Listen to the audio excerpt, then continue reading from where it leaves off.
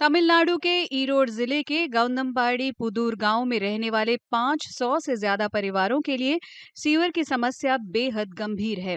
इसकी वजह से स्वास्थ्य संबंधी खतरे भी इस गांव पर मंडरा रहे हैं। मंगलवार को ग्रामीणों ने विरोध प्रदर्शन किया और गौंदमपाड़ी आपकूड़ल रोड को जाम कर दिया। उनका आरोप था कि जल निकासी की उचित व्यवस्था न होने की वजह से सूखे मौसम में भी पानी भरा रहता है।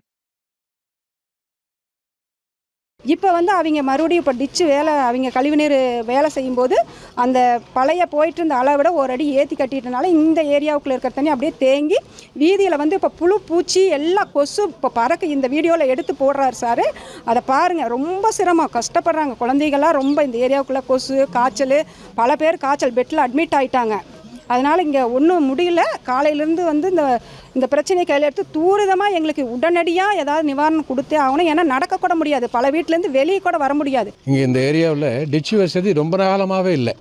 அதாவது மழையெல்லாம் பெஞ்சுன்னு சொல்லிச்சுன்னா கிட்டத்தட்ட தண்ணி பார்த்தீங்கன்னா ஒரு முழங்கால் அளவுக்கு வந்து தண்ணி நின்றுக்குது, தேங்கி நின்றுக்குது. தண்ணி போகிறது இந்த ரோட்டில் சொல்லப்போனால் வண்டி வாகனமே போக முடியாது, நடந்தே போக முடியாது. குழந்தைகள்லாம் ரொம்ப சிரமப்படுறாங்க. நிறைய பேருக்கு காய்ச்சல் வந்திருக்குது. இந்த ஏரியா முழுக்க ஜனங்க இப்போன்னு இல்லை, ரொம்ப காலமாக கஷ்டப்பட்டுருக்காங்க, கேட்டுட்ருக்காங்க. அது டிச்சு இன்னும் சரியான வசதி செஞ்சு தர முடியல. அது பொதுமக்கள் ரொம்ப சிரமப்பட்டிருக்காங்க. கழிவு பாதை எதுவும் போகாமல் தொடர்ந்து கொசு நிறைய வந்து பெரிய பிரச்சனையாகி நோய்வாய்ப்பட்டு இவ்வளவு சிக்கலுக்கு பிறகு தான் வந்து இன்றைக்கி அனைத்து அதிகாரி சாலை மறியல் நாங்கள் வந்து தொடர்ந்து செஞ்சதுக்கு பிறகு இன்றைக்கி எல்லோரும் வந்து பார்த்துருக்காங்க।